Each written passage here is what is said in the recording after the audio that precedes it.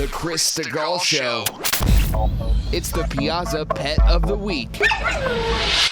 Made possible by the Piazza Auto Group. It's Talk Radio 1210 WPHT. Dennis is in the studio this morning. An 8-week-old kitten. It's kitty season. It is kitty season. Wendy from the Pennsylvania SPCA in studio. We have done not one, but 2 stories in the same week. Dennis is loud, too. Dennis is making all kinds of noise. We've done 2 stories in the same week. Radnor Township is dealing with this. Coatesville's dealing with this. The feral cat population, like they're trying to figure out what to do about it. And Radnor has gone to the extent of saying, if you're caught feeding these things, they're yours. And that means we're going to ticket you $100 or $1,000. If you're caught feeding a cat, it's your cat. And you got to have it licensed and spayed or neutered. What do you think about that? Well, feral cats are a problem all over the United States, and there's actually some really well-documented solutions. Feeding them's a problem, but there's a lot of programs, including our organization. We run a feral cat program, and it's run on a TNR model, which is trap, neuter, release, that people can trap these feral cats, which usually aren't friendly. You might be able to feed them, but they're not really friendly. They're not going to make a nice family pet, but you neuter them, you get them their shots, they're healthy, and eventually the colonies will die out. They're not reproducing. The problem is when they're just reproducing exponentially, because they're not spayed or neutered. But, we have a program, there's information on our website. It's very, very low cost if people are interested. There's actually community groups that will trap the feral cats and get them into these programs. And what we do at the SPCA is if we find that there are friendly ferals that would make a good home, we'll take them in as space allows and get them into a home so they're not living in the streets. I grew up with a friendly feral. Went to church with him. He was a great kid. He wasn't a cat, but a nice guy named Feral.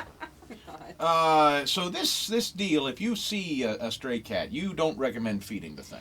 Well, you shouldn't, because they're creatures of habit, and actually true feral cats will rely on their wild instincts, and they will be able to find food and but then also catch they start food and turning a little more hostile, right? Generally. Not really. I mean, they're like any kind of animal. They will find prey, but they will take care of rodents. Yeah. A lot of people get ferals, like if they live in rural areas, for barns, use them as barn cats to keep pests away. So there's a lot of different sides to the issue, but spay and neuter is the answer. You say Dennis is one of 3? He is. He has a brother, Charlie and Mac, all named after characters, and it's always sunny in Philadelphia because they have sunny personalities. Oh.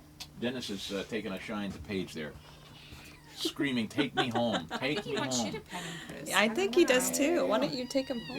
He's a handsome little guy. He is, and we want to remind it's cat and kitten season, and also in the past month, we have probably rescued more than 100 cats from hoarding situations. So we have tons of cats needing homes. This hoarding thing is also interesting to me. I tease Paige about it a lot because I think she's on her way. But what is the phenomenon with that? All these old people that you find with a house full of cats, they're not, and I know you call it abuse, but they're not ill-intentioned people. They're not. It's not abuse like people are fighting dogs or kicking a dog or neglecting it in the backyard without any water or food.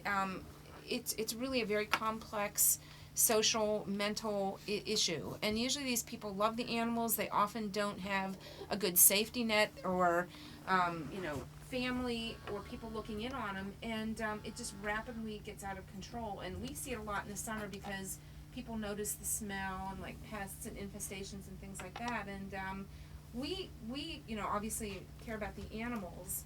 But sometimes it takes the animal cruelty charges not to punish these people, but to get them into the mental health system or into the social services that they need. So it's sad. Picture of Dennis is online now. Piazza Pet of the Week. It's cbsphilly.com/PiazzaPet. cbsphilly.com/PiazzaPet. Dennis looking for a home. Probably going to find one. In fact, you were going to bring in another very cute pet, but Victorino, right? Victorino was a great little sporty guy. Looked very similar to Dennis, but he found a home like soon as we picked him as the pet of the week. But we are going to be out at Piazza Honda of Pottstown this Saturday. Those are very nice people out there, too. Information on the website. Our last adoption event with them was fabulous. We found new homes for lots of pets.